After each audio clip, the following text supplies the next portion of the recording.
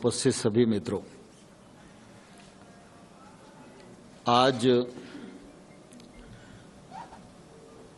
हम लोग कुछ और विषयों को लेकर आप सबके समक्ष उपस्थित होने वाले थे, लेकिन बहुत ही खेद के साथ यह कहना पड़ रहा है कि पश्चिम बंगाल में आज भारतीय जनता पार्टी के राष्ट्रीय अध्यक्ष और राज्यसभा के सांसद बंगाल में अपने दौरे पर गए हुए हैं। पार्टी के अनेक कार्यक्रम उनके बने हुए थे। कार्यक्रम पहले से घोषित और प्रायोजित था। पश्चिम बंगाल की सरकार के भी ध्यान में वह कार्यक्रम था। कल भी यह समाचार आया था कि जिस प्रकार की सुरक्षा आदरणीय नड्डा जी को अपेक्षित थी, वह सुरक्षा नहीं मिली और आज उनके काफिले पर पथराव किया गया है। वहां पर हमारे महामंत्री कैलाश विजयवर्गीय जी जो उनके साथ चल रहे थे, उनकी गाड़ी पर भी पथराव किया गया है।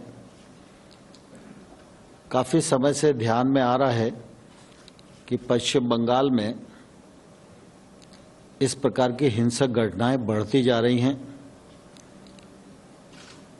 सामान्य तौर पर मत भिन्नता तो लोकतंत्र में स्वाभाविक होती है, लेकिन इस प्रकार की घटनाएं आमतौर पर देश में देखने को नहीं मिलती थी। लेकिन यह घटना लगातार बढ़ रही है और यहां तक बढ़ गई है कि भारतीय जनता पार्टी के राष्ट्रीय अध्यक्ष, जिनको सुरक्षा भी है और उनके काफिले पर भी पथराव हो और उस पर अनदेखी सरकार की ओर से रहे, यह घोर निंदनीय है। और मैं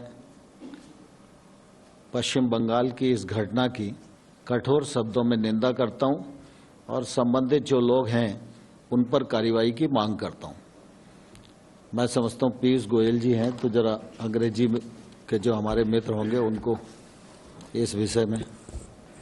Friends, I would like to join my colleague Tomar ji in condemning in the strongest terms the violent attack on our national president Shri JP Nadda ji and the General Secretary of BJP Shri Kailash Vijaywargiya ji. It is a deplorable incident. It demonstrates a complete breakdown of law and order in the state of West Bengal. Since yesterday, there was evidence of inadequate police presence for the national president of the world's largest political party. There were clear signals emanating from the establishment that they were uncomfortable with the growing popularity of the Bharatiya Janata Party in West Bengal. And the attack, the way the stones were pelted on the cavalcade, you saw the size of the stones, you saw the